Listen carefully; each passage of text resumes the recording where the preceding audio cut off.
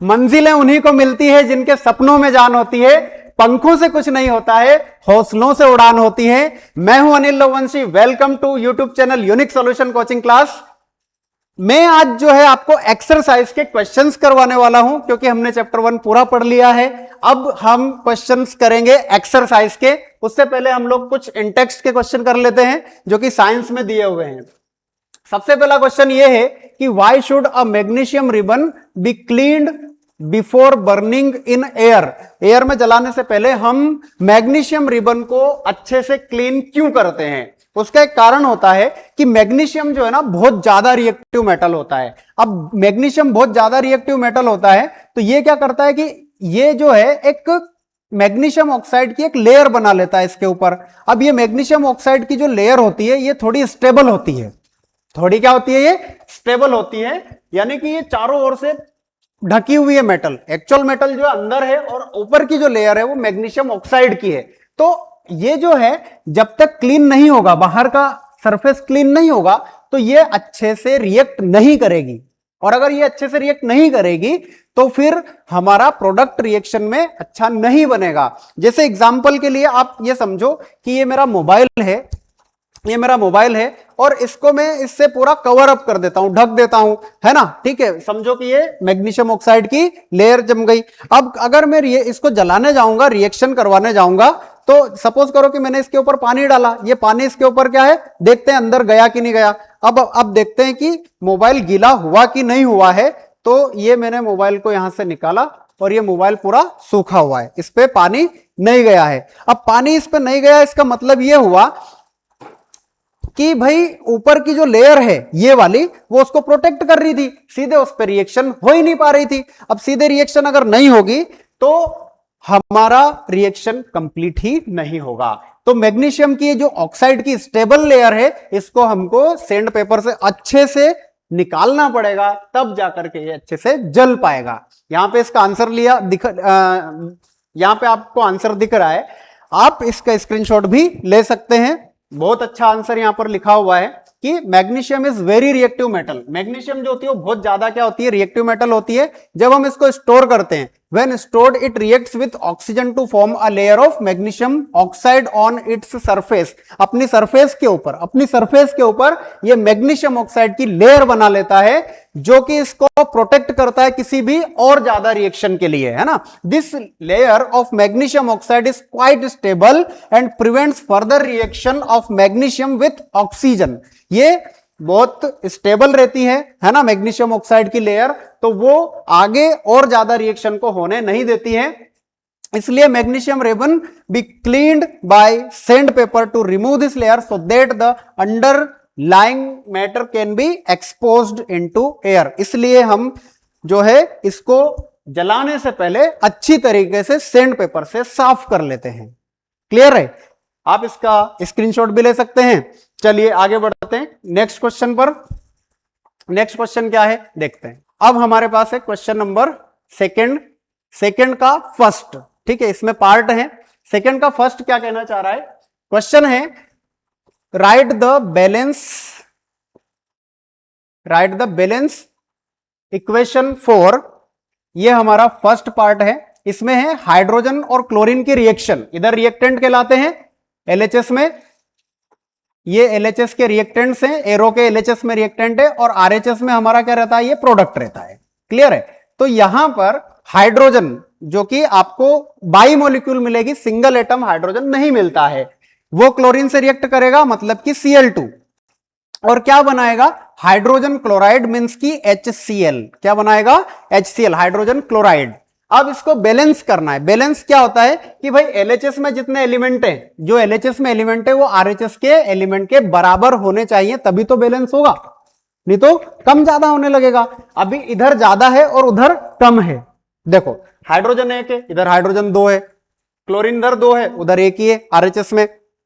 तो क्या करेंगे, फॉर्मूले के आगे ही हमको जो कुछ भी लिखना रहता है, यहां पर 2 नहीं लगाना है। तो फिर क्या करेंगे, हाइड्रोजन इधर 2 है तो यहां आगे 2 लगा दिया, जिससे कि ये 2 हाइड्रोजन हो गया। अब ये जो फॉर्मूले के आगे नंबर लिखते हैं, ये नंबर इसके भी इंटू में रहता है, तो ये 2 क्लोरीन भी हो गया। इस हिसाब से हाइड्रोजन भी 2, क्लोरीन भी 2, इधर भी हाइड्रोजन दो, क्लोरीन भी दो, ये क्या हो गया, बैलेंस हो गया, बराबर हो गया। ये law of conservation of mass के अकॉर्डिंग होता है। चलिए अब नेक्स्ट क्वेश्चन देखते हैं। नेक्स्ट क्वेश्चन में हमारे पास सेकंड का सेकंड, ठीक है, सेकंड के सेकंड में क्या है, ये क्वेश्चन है। क्या है क्वेश्चन में, क्या है क्वेश्चन में, क्वेश्चन में है बेरियम क्लोराइड। बेरियम क्लोराइड का फॉर्मूला होता है BaCl2। बेरियम क्लोराइड को एल्यूमिनियम सल्फेट के साथ रिएक्ट करवाना है, एल्यूमिनियम सल्फेट के साथ रिएक्ट करवाना है। एल्यूमिनियम सल्फेट का फॉर्मूला होता है Al2SO4 थ्राइस, क्लियर है। फिर ये हमारा जो प्रोडक्ट है वो क्या बन रहा है, बेरियम सल्फेट। बेरियम सल्फेट होता है BaSO4 प्लस आपको एल्यूमिनियम क्लोराइड दे रहा है, मतलब AlCl3 बन रहा है। अब इसको करना है बैलेंस। बैलेंस यानी कि LHS में जितने एलिमेंट हैं, LHS में जितने एलिमेंट हैं, RHS में भी उतने ही एलिमेंट्स होने चाहिए, ठीक है। चलिए चेक करते हैं। इधर बेरियम 1 है, इधर बेरियम 1 है, बेरियम बैलेंस है, बेरियम को कोई प्रॉब्लम नहीं है। बट यहां एल्यूमिनियम 2 है और यहां पर एल्यूमिनियम एक ही है, तो यहां पे क्या लगाना पड़ेगा, 2, ठीक है, लगा दिया, जिससे कि 2 एल्यूमिनियम LHS में हो गए और 2 एल्यूमिनियम RHS में हो गए। अब हम देखते हैं कि भाई सल्फर जो हमारा वो 3 है, सल्फर कितना है, 3 है, तो सल्फर 3 करने के लिए यहां पर 3 लगाना पड़ेगा क्योंकि उधर एक ही था। अब यहां पर ऑक्सीजन को देख रहे हैं तो 4 3 जा क्या हो गई, 12 हो गई। ऑक्सीजन इधर भी देखेंगे तो 3 4 जा 12 हो गई, तो दोनों तरफ ऑक्सीजन भी बैलेंस हो गई। अब बेरियम को देखते हैं तो बेरियम आपका इधर 3 है बट इधर सिंगल है, तो इसको भी थ्राइस करना पड़ेगा, जिससे कि ये 3 हो गया।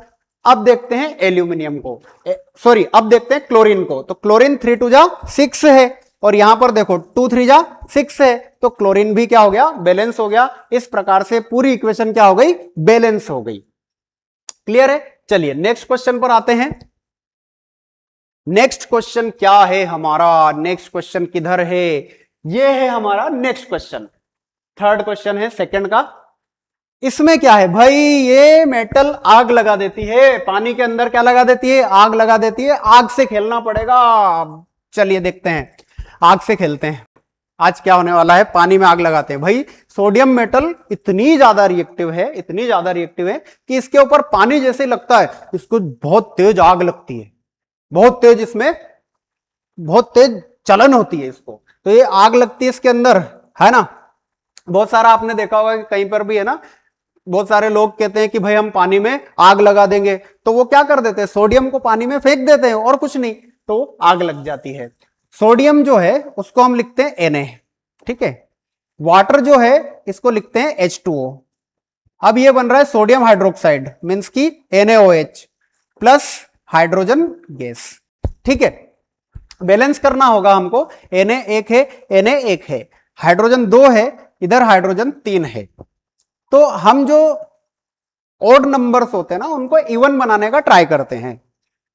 अब यहां पर 3 हो रहा है, तो यहां पे अगर मैं 2 लगा देता हूं तो 2 हाइड्रोजन और 2 हाइड्रोजन, ये क्या हो जाएगा, 4 हाइड्रोजन, यानी कि ये इवन नंबर बन जाएगा, क्योंकि इवन नंबर का मल्टीप्लाई मतलब बनाना इजी होता है ना। जैसे 8 6 है ना, इनमें 3 2 इनसे मल्टीप्लाई कर दो, 4 से इनसे मल्टीप्लाई कर दो, तो ये बहुत आसानी से जो है टेबल बन जाता है। बट 1 3 5 7 को बनाना डिफिकल्ट पड़ता है, तो मैंने इसको 4 बना लिया, 2 हाइड्रोजन प्लस 2 हाइड्रोजन, 4 हाइड्रोजन हो गए। अब यहां 2 हाइड्रोजन है, 2 में 2 का इंटू करूंगा तो ये 4 हाइड्रोजन इधर भी हो जाएंगे, बैलेंस हो गया। ऑक्सीजन कितनी हो गई, 2, इधर कितनी है 2, ऑक्सीजन भी बैलेंस है। बट Na यहां पर कितने हो गए हैं, 2 हो गए, तो यहां पर 2 लगा देंगे तो इधर भी 2Na हो जाएगा। इस प्रकार से एक बैलेंस केमिकल इक्वेशन हमने यहां पे लिख दी, राइट।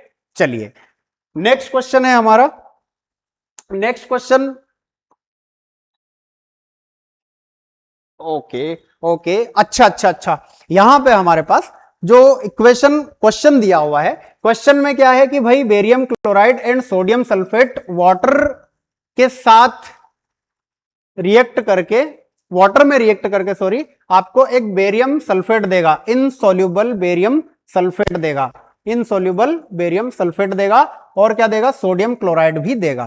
भाई नमक बन जाएगा यहां तो फिर इस हिसाब से, ठीक है, बनाते हैं नमक।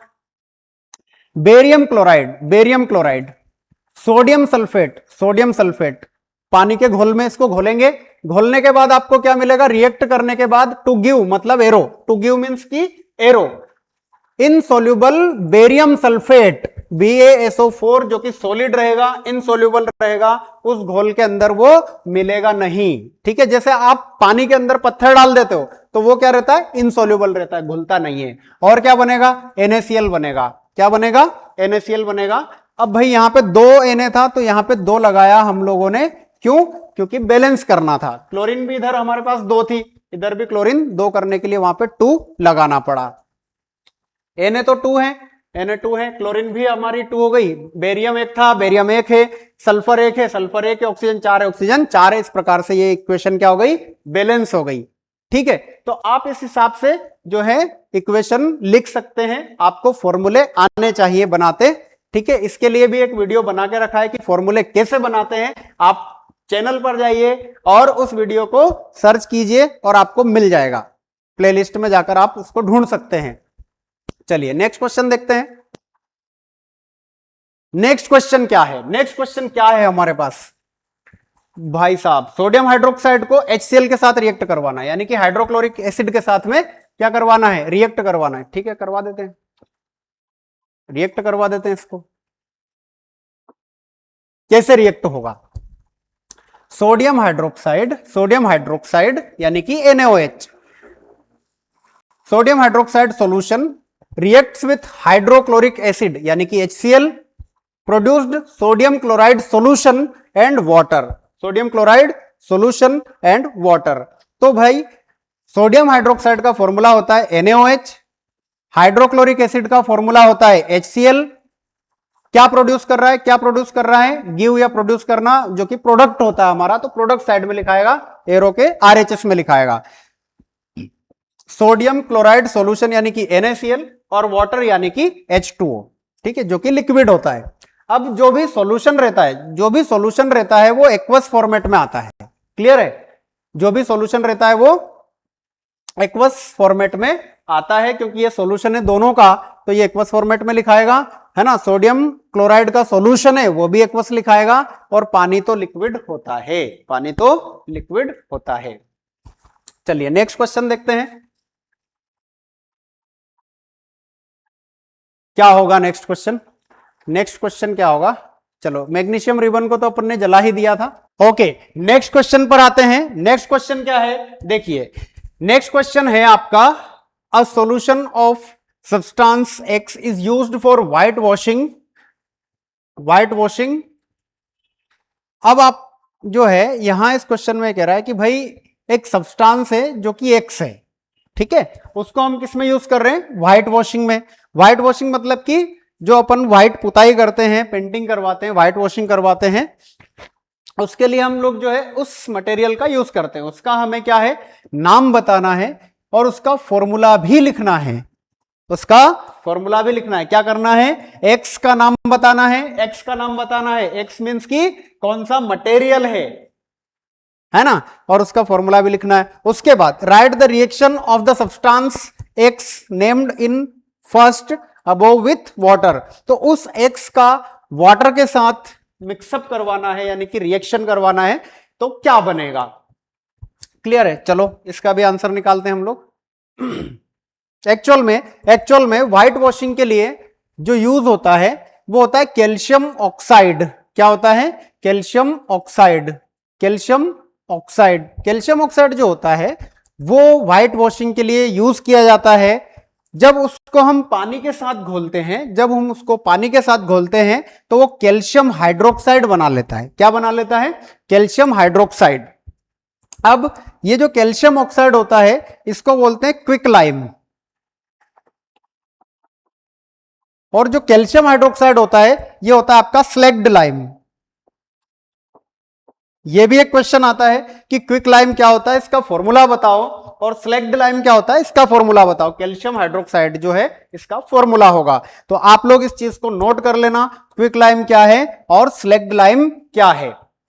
तो भाई वो सब्सटेंस जो है वो होता है कैल्शियम ऑक्साइड यानी कि क्विक लाइम, और उसकी जब वाटर के साथ रिएक्शन करवाएंगे, क्विक लाइम की वाटर के साथ रिएक्शन करवाएंगे, यानी कि इस X की रिएक्शन H2O से करवाएंगे, तो हमें मिलेगा स्लेक्ड लाइम, मींस की कैल्शियम हाइड्रोक्साइड। ठीक है, चलिए और आगे बढ़ते हैं। नेक्स्ट क्वेश्चन है, why is the amount of gas collected in one of the test tubes in activity 1.7 double of the amount collected in the other? Name this gas. Actual में जो इक्वेशन जो दे रखी है, एक्टिविटी जो दे रखी है, sorry 1.7 activity, वो NCERT में इलेक्ट्रोलाइसिस ऑफ वाटर है। क्या है? Electrolysis of water, electrolysis of water.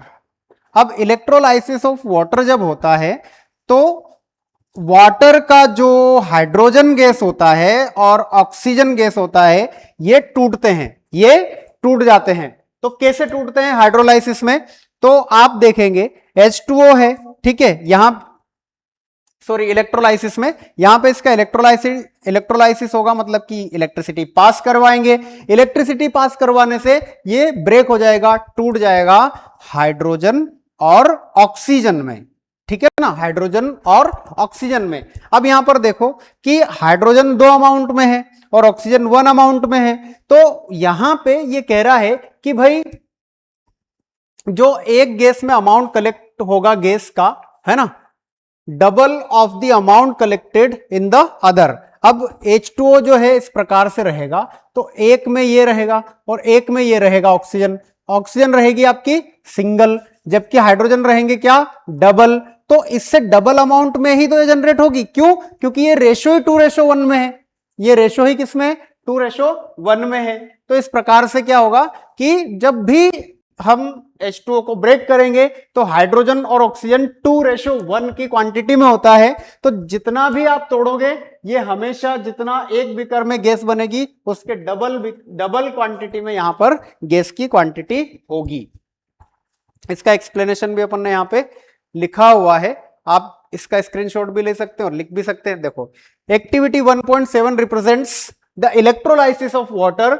Water यानी कि फॉर्मूला क्या हो गया? H2O। अब ये क्या है कि डबल है और ये सिंगल है। Consist of 2 parts of hydrogen. Hydrogen के कितने पार्ट्स हैं इसके अंदर?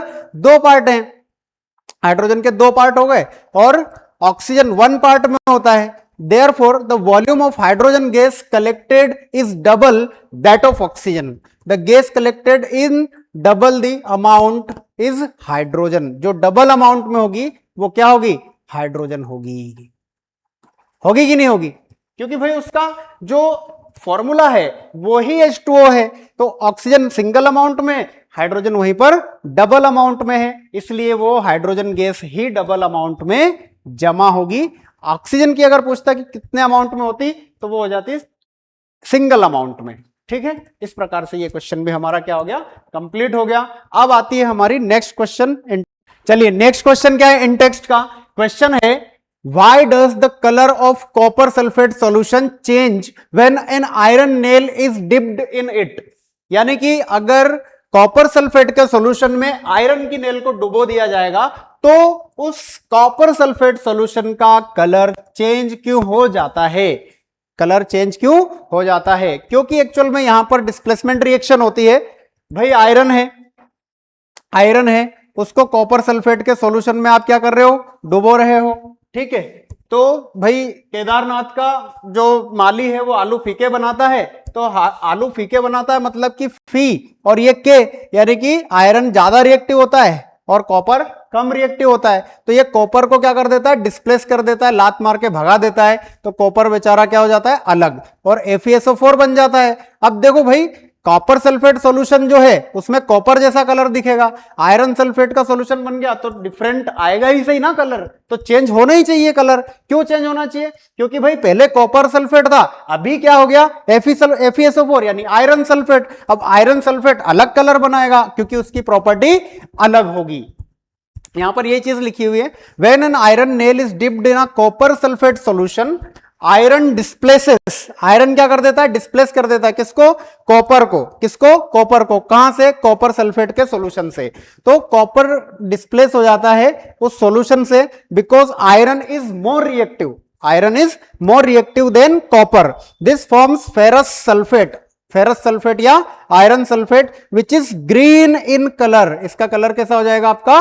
ग्रीन हो जाएगा, बदल ही लेगा वो colour. And the blue colour of copper sulphate solution fades. इसका जो कॉपर सल्फेट का कलर है वो ब्लू कलर है. ब्लू कलर धीरे धीरे धीरे धीरे टर्न होने लगेगा और ग्रीन कलर जो है वो बनने लगेगा. यानी कि कॉपर सल्फेट सॉल्यूशन से कॉपर को डिस्प्लेस कर देता है आयरन और अपना खुद का सॉल्यूशन बना लेता है FeSO4 जो कि ग्रीन कलर का होता है. तो ये रिएक्शन होती है कौन सी? Displacement reaction. और उसके आधार पे कॉपर सल्फेट सॉल्यूशन का जो कलर है, ब्लू कलर है, वो ग्रीन कलर में कन्वर्ट हो जाता है. किसमें कन्वर्ट हो जाता है? ग्रीन कलर में कन्वर्ट हो जाता है.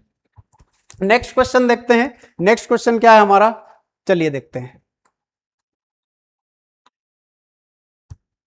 यहां पे एक क्वेश्चन देके रखा है. क्या क्वेश्चन है? क्या क्वेश्चन है? Give an example of a double displacement reaction other than the given in activity 1.10. भाई जो बुक है उस बुक के अंदर एक रिएक्शन दे रखी है, उसके अलावा हमको एक रिएक्शन बनानी है. तो आप यहां पर देख सकते हैं कि हमने जो है डबल डिस्प्लेसमेंट रिएक्शन के लिए एक दूसरी केमिकल इक्वेशन और दूसरी रिएक्शन यहां पे लिखी है. इसका आंसर क्या होगा? Sodium sulphate reacting. Sodium sulphate क्या होता है? Na2SO4. Na2SO4 ये है आपका सोडियम सल्फेट जो कि एक्वस फॉर्म में होता है. बेरियम क्लोराइड किससे रिएक्ट कर रहा है? Barium chloride means BaCl2. Barium chloride से रिएक्शन कर रहा है और बना रहा है बेरियम सल्फेट और NaCl. बेरियम सल्फेट और NaCl बना रहा है. ये हमारा डबल डिस्प्लेसमेंट का क्या हो गया? देखो एग्जांपल हो गया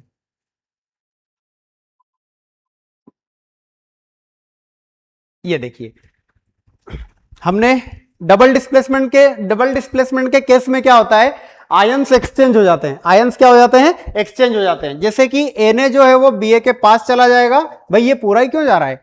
ये पूरा क्यों जा रहा है? पूरा नहीं जाना चाहिए. अपन यहां से मार्कर ले लेते हैं. उसके बाद जो है ये इस तरह से काम करेगा. Na चला जाएगा Ba को धकेलने, तो Ba आ जाएगा Na को धकेलने. फर्स्ट डिस्प्लेसमेंट हो जाएगा और ये सेकंड डिस्प्लेसमेंट हो जाएगा. मींस कि आयन का क्या हो गया? एक्सचेंज हो गया. भाई दोस्ती बदल गई. ये उधर चला गया और ये इधर चला गया. भाई पार्टी बदल ली. तो Ba ने SO4 बना लिया और Na ने Cl बना लिया. सोडियम क्लोराइड बन गया. तो ये डबल डिस्प्लेसमेंट रिएक्शन का क्या है? एग्जाम्पल है जो कि बुक की एक्टिविटी से अलग है. ठीक है, चलिए आगे नेक्स्ट हम देखते हैं. नेक्स्ट क्वेश्चन है हमारा. क्या क्वेश्चन है? Identify the substances that are oxidised and the substances that are reduced. जो ऑक्सीडाइज्ड हो रहे हैं इसमें और जो रिड्यूस्ड हो रहे हैं उनको पहचानना है. ऑक्सीडाइज्ड वो होते हैं जिनमें ऑक्सीजन ऐड होती है. एडिशन ऑफ ऑक्सीजन क्या कहलाता है? ऑक्सीडेशन कहलाता है. जबकि वही रिमूवल ऑफ ऑक्सीजन या एडिशन ऑफ हाइड्रोजन रिडक्शन कहलाता है. तो हम इस क्वेश्चन में देख रहे हैं कि भाई Na जो है ऑक्सीजन के साथ रिएक्ट करके Na2O बना रहा है. इट मींस सोडियम के साथ में ऑक्सीजन ऐड हुई है. तो सोडियम का हो रहा है यहां पे ऑक्सीडेशन, क्योंकि उसने ऑक्सीजन को क्या कर लिया है? गेन कर लिया है. वहीं पर अगर ऑक्सीजन को देखें तो ऑक्सीजन यहां से पूरी तरह से क्या हो गई? खत्म हो गई. मतलब रिमूवल हो गया ऑक्सीजन का. तो ऑक्सीजन आपका क्या हो जाएगा? रिड्यूस्ड हो जाएगा. ऑक्सीजन का रिमूवल कहलाता है रिडक्शन. ठीक है, रिमूवल ऑफ ऑक्सीजन आपका क्या कहलाता है? रिडक्शन. यहां से पूरी की पूरी ऑक्सीजन ही गायब हो गई है, हट गई है, इसलिए उसका क्या हो रहा है? यहां पे रिडक्शन हो रहा है. नेक्स्ट आ जाओ. CuO प्लस H2 क्या बन रहा है? Cu और H2O. देखेंगे कि CuO से ऑक्सीजन छिन गई है. रिमूवल ऑफ ऑक्सीजन क्या कहलाता है? रिडक्शन. क्या कहलाता है? रिडक्शन. इट मींस कि CuO का रिडक्शन हुआ है, CuO रिड्यूस्ड हुआ है. वहीं पर हाइड्रोजन से ऑक्सीजन ऐड हो गई. एडिशन ऑफ ऑक्सीजन क्या कहलाता है? ऑक्सीडेशन कहलाता है. तो ये आपका ऑक्सीडेशन हुआ है. यानी कि हाइड्रोजन ऑक्सीडाइज्ड हुआ है, वहीं पर CuO रिड्यूस्ड हुआ है. तो यहां पर कंक्लूजन क्या निकला कि CuO जो है वो रिड्यूस्ड हुआ है। वहीं आपका जो हाइड्रोजन है ऑक्सीजन को गेन करके ऑक्सीडाइज्ड हो गया है। ये हैं इन टेक्स्ट के क्वेश्चंस जो कि हमने करे। एनसीईआरटी बुक के जितने भी इन टेक्स्ट के क्वेश्चन थे मैंने यहां पर आप लोगों को बता दिए हैं। एक्सरसाइज के क्वेश्चंस भी मैं जल्द लेकर के आऊंगा।